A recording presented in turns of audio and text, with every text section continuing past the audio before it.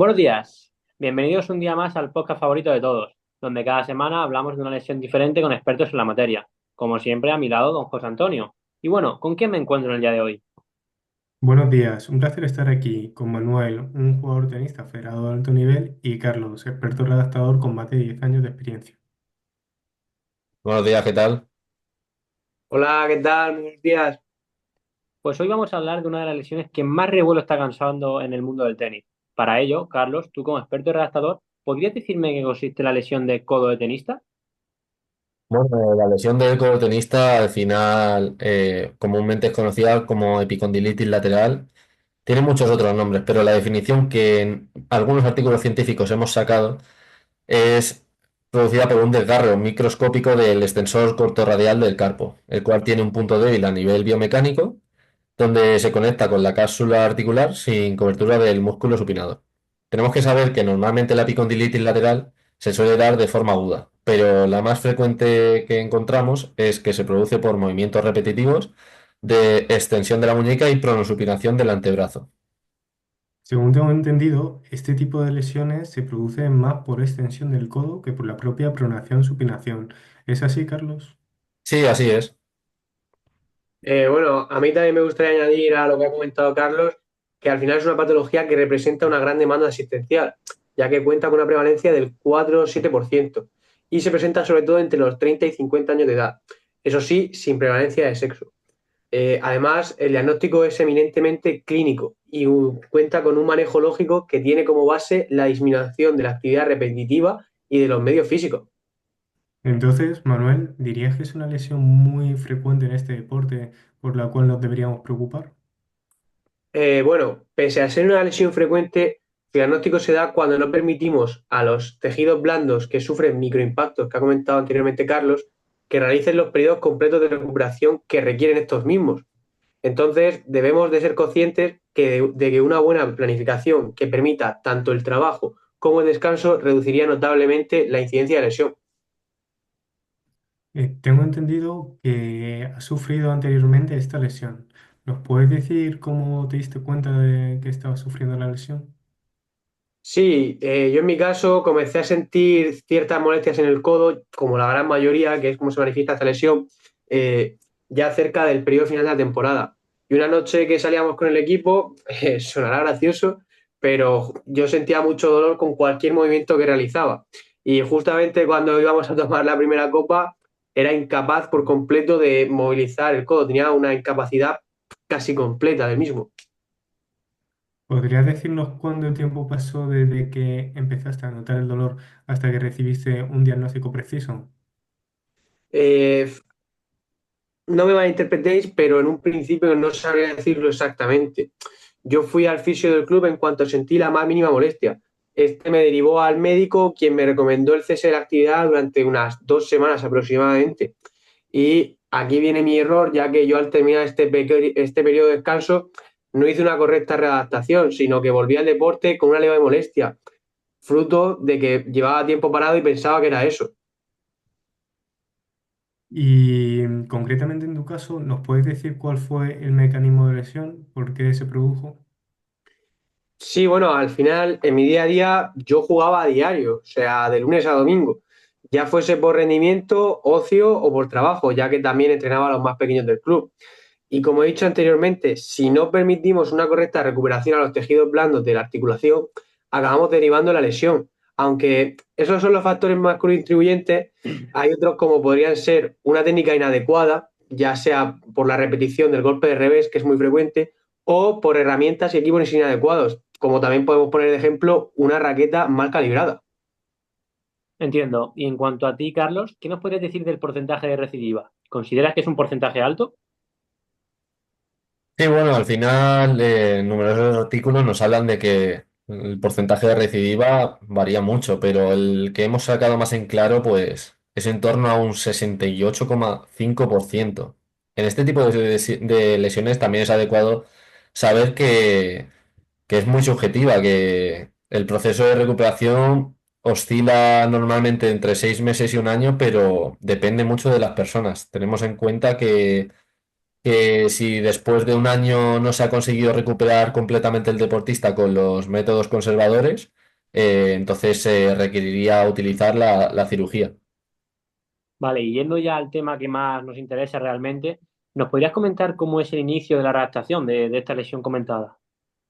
Bueno, lo primero que debemos saber es que, como he comentado antes, este tipo de lesiones se resuelven a través de tratamientos no quirúrgicos y la duración pues siempre va a ir dependiendo de la gravedad de la misma. Pero, por ejemplo, en la fase aguda oscilaría entre 2 o 3 semanas la recuperación. Y cabe destacar pues, que solo en menos del 10% de los casos es preciso la cirugía. También debemos saber que el proceso de readaptación comienza siempre con una fase de reposo, seguidamente por el manejo terapéutico y manual. Y después pues, siempre optamos por mejorar la fuerza y la resistencia en la empuñadura del deportista, en la empuñadura de raqueta del deportista, claro, controlando sobre todo el dolor, que es lo primordial. Después, seguidamente, pues preservaremos la movilidad y la funcionalidad del miembro afectado, ya que, como ha comentado mi compañero Manuel, al final, si sientes disfuncionalidad del codo, se debe trabajar y enfocar y focalizar mucho más en ello. Bueno, después de escuchar esta primera fase del proceso de adaptación, Manu, ¿nos podrías comentar cómo fue la segunda parte de tu proceso de adaptación? Según he escuchado a otros deportistas, comentaban que a partir de la tercera semana el dolor disminuye notablemente. Cuéntanos. Bueno, sí, al final, como estás comentando, yo sufrí una recaída tras esta vuelta sin readaptación y comencé con otro periodo de descanso con el objetivo de bajar la inflamación y reducir el dolor, que son estas 2 o 3 semanas que has comentado justamente. Entonces, para comenzar con un buen trabajo de movilidad, según me explicaron, se trataría con una punción seca sobre los puntos gatillo miofasciales y la terapia manual. Al final, la técnica más investigada, según la evidencia, es la movilización del movimiento, que consiste con una movilización articular por parte del fisioterapeuta y un movimiento activo por parte del paciente, en este caso yo. Esta técnica se ha demostrado que realmente aumenta la fuerza de presión manual, disminuye el dolor y aumenta la funcionalidad, entre otros factores. Pese a todo esto que te acabo de comentar, no existe un proceso estandarizado para tratar esta lesión. Vale, y en cuanto a ti, Carlos, ¿nos podrías comentar cuáles serían los ejercicios a realizar en la rehabilitación de esta lesión? Porque yo personalmente he escuchado de todo. Bueno, pues sí que es verdad que estos ejercicios normalmente comenzaríamos con ejercicios concéntricos primeramente, seguidamente de los concéntricos excéntricos lentos y por último acabaríamos siempre con los concéntricos excéntricos rápidos. Por ejemplo, bueno, todo esto va a depender siempre del dolor.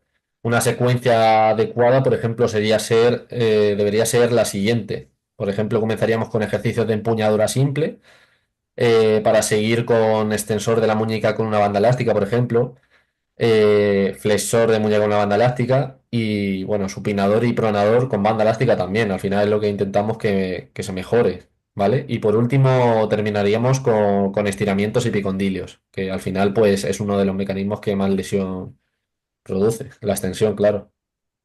Y Manu, una vez te sentías recuperado, ¿cómo fue esa vuelta a la normalidad? Bueno, pese a la duración de este episodio ser de unos 6 a 24 meses, yo estuve casi 5 bajo tratamientos para no sufrir ninguna recidiva. Y como la gran mayoría me recuperé antes del año, ya que el 89% de los que sufrimos esta patología nos recuperamos antes de los 12 meses. ¿Y desde entonces has sentido alguna molestia? Bueno, no quiero hablar muy alto y por ello voy a tocar madera de que tras todo el proceso de adaptación y rehabilitación no he tenido ninguna molestia. Es cierto que he llevado una muy buena planificación para permitir los tan mencionados periodos de descanso y que los tejidos recuperen adecuadamente y afortunadamente me atrevería a decir que estoy en mi mejor momento. Y para llegar a ese mejor momento que tú dices ahora mismo, ¿a día de hoy haces algún ejercicio de prevención para evitar esa recidiva? Sí, justamente quería comentarlo cuando Carlos ha comentado algunos ejercicios y es que yo al final tengo estructurada la temporada de manera que al menos una vez a la semana realicemos estos ejercicios preventivos. como ya puede ser una extensión de muñeca con mancuerna o banda, como hemos dicho, o el estiramiento de los extensores de la muñeca. Al final, el objetivo es reducir al mínimo cualquier posibilidad de recaída. Pues nada, para terminar, a mí me gustaría agradecer la información que habéis compartido con nosotros, muy valiosa. Y por último, comentar algunos casos de famosos, como pueden ser los de Rafael Nadal, Roger Federer, Djokovic o Murray, que veamos que también pasa en el tenis de máximo nivel. Y por último, os dejamos la bibliografía de donde ha sido sacada toda la información, por si queréis echarle un vistazo a algo. Pues eso sería todo, chicos. Muchas gracias a todos por asistir, gracias a vosotros por escucharnos y no os olvidéis seguirnos en nuestras diferentes redes sociales para estar al tanto de la actualidad en todo lo referente a las lesiones deportivas. Nos vemos la semana que viene. Un abrazo. Hasta luego. Hasta luego. Chao, hasta luego.